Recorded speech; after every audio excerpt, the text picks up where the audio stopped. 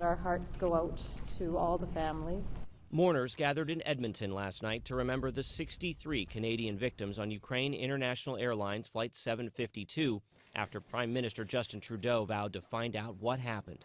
Canadians will be asking for answers, and we're there to support and find out the truth. The plane was only in the air for a few minutes before disaster struck.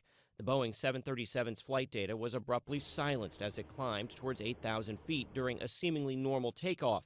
The flight happening just hours after Iran fired rockets into Iraq. Canadian Transport Minister Marc Garneau.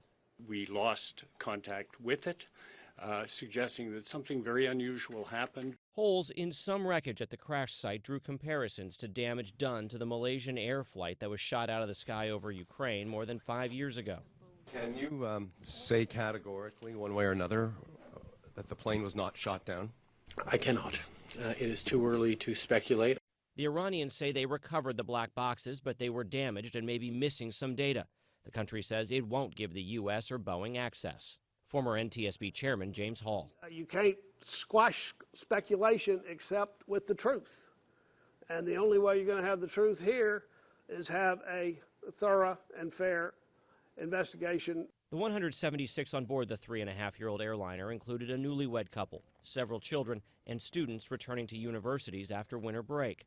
Among them, PhD student Ghanamat Asdari. Professors described her as an exceptional student and an environmental leader.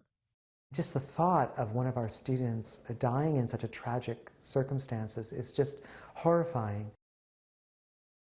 Now, this plane was a 737, but it was not one of the grounded MAX airplanes.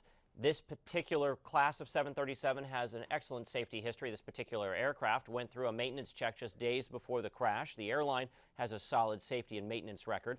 The Iranians are running this investigation, which comes during very tense times between Iran and the West. Chris Van Cleve, CBS News, Washington.